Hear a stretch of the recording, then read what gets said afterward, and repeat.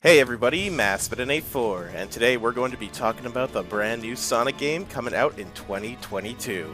Assuming it doesn't get delayed, so let's do just that. On May 27th, 2021, during the Sonic Central event, the world got a teaser for the next Sonic game. I decided not to cover it back then because it's just a short clip of a CGI Sonic running through a forest while imprinting some form of unknown logo or symbol.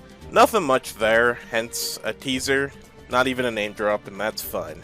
But fast forward to December 9th, 2021. During the Game Awards, we got our world premiere of the announcement trailer called Sonic Frontiers. Which was surprising to me, because everyone and their mothers were calling this game Sonic Rangers, but a few days before the Game Awards, all these leakers rapidly switched to calling the new game Frontiers? Strange, isn't it?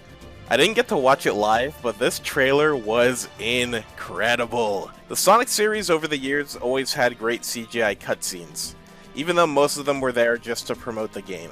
But man, there's just something about this one that's so cinematic and mystical about it. Sonic looks amazing, and so is the environment he's running through. It left me in complete awe the first time I watched the whole thing. And after watching it a second time, this trailer gave me a lot of good vibes from a handful of Sonic games. Primarily Sonic Chronicles, a little bit of Adventure, a little bit of Sonic Riders, a little bit of Unleashed.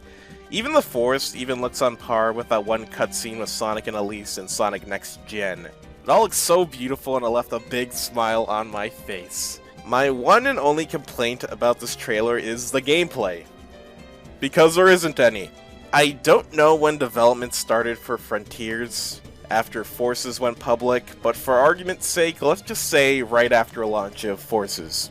So from 2018 to 2021, Sonic Team doesn't have any gameplay confident enough to show us, or any gameplay ready at all. And that's a bit alarming because we got a teaser 6 months ago, and the game is coming out next year. So at least show us something. And the gameplay marketing for Sonic Forces was pretty terrible. They showed us very little, and the game also provided very little. Even the very first gameplay footage they showed us in Forces was in the middle of the game. I'm sure by E3 2022 we'll at least see something, so it's just a minor concern for now. I haven't been following any leaks or rumors on Sonic Frontiers in any capacity because I have a hard time believing 4chan user number 863 who would jeopardize their entire career by leaking information for anonymous internet clout points for Sonic the Hedgehog. But I'm going off what we officially know. But from what it looks like from the trailer, just by viewing it, and from the official website, this game will be an open world Sonic game. If you have been following me for a decent amount of time online, or joined a random stream of mine where we rant about Sonic, or if you've been in the Discord server in one of our hundreds of chaotic Sonic discussions, ramblings, all that jazz, then you'll know the idea of an open world game makes me very, very happy. Easily the #1 complaint for Sonic for me personally. Ever since 2006, when Sonic Next Gen blew this franchise back, we never gotten a fully 3D Sonic game. Whether it be a hybrid game of a mix of 2D and 3D elements, an on-rails 3D runner where you must stay on a projected path, which will also put you into 2D segments, or we have 2D Sonic games actively lying, saying that you'll be getting a 3D experience, when the game is 85% 2D. It's been 16 years. A new 3D game is something I've been yearning for so long, and it might finally be here.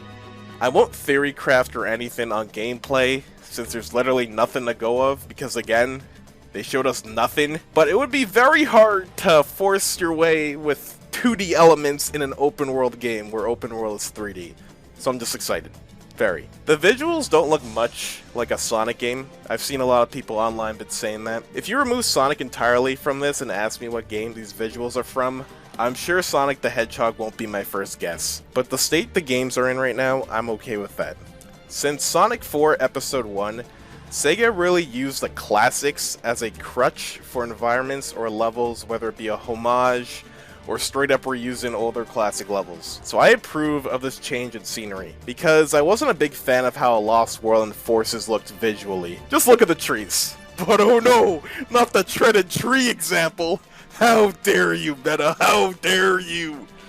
Lastly, there's been some information on the internet of certain people who are working on this game that the trailer does not tell us. Forgive my butchering, I've always been bad at names. But we have Sakicho Kawamura, the creator of the Chow Garden, who is super based. Chow Garden is amazing. And then we have Morio Kishimoto, who was behind the most recent and somewhat recent games that people aren't all too happy about, mainly for Control. Those names being thrown around is causing some dread and worry within the fans because this game can run the risk of not controlling the best, which Sonic fans hold so very dearly. But all we can really do is hope for the best. This franchise is kinda cursed like that. All the cards can line up perfectly, but something, somewhere, can go wrong.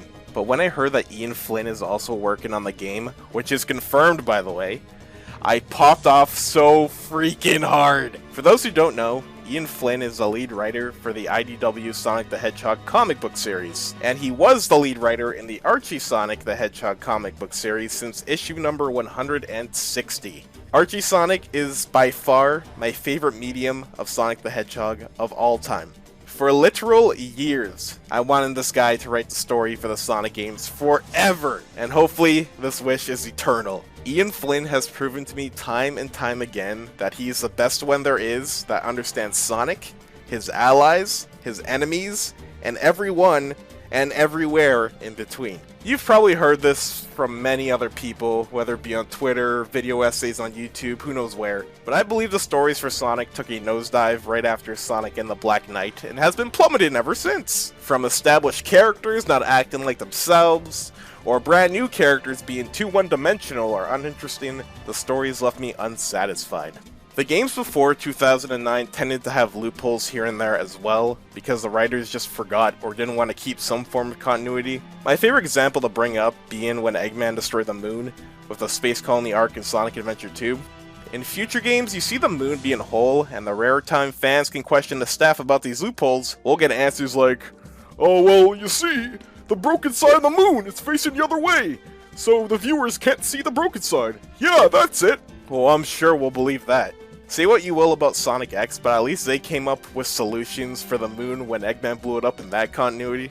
Ian Flynn is so well suited for this job. The previous lead writer for the Archie Sonic comics, Ken Penders, left a flustercuck of a mess on his way out. And Ian Flynn will find ways to use the source materials from before he picked up the mantle and somehow make it work narratively. I'm not saying he should immediately come back to fix loopholes in the franchises that happened decades ago or even at all. I'm just expressing he's a fantastic writer who knows the history of all these characters unlike the other writers we got beforehand who didn't know. I came into Sonic Frontiers with no expectations in the world, but now that we know a bit more about the game, I'm actually looking forward to it, which I'm unsurprisingly surprised about. I know that's an oxymoron, but that's how I feel.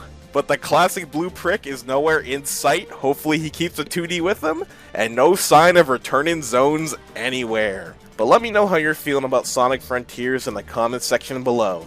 The next time I do talk about Frontiers, assuming we get gameplay, I'll most likely have some guests on the channel for co-commentary about that sort of stuff. Sonic fans. But yeah, that does it for this video, so thank you all for watching, and sayonara.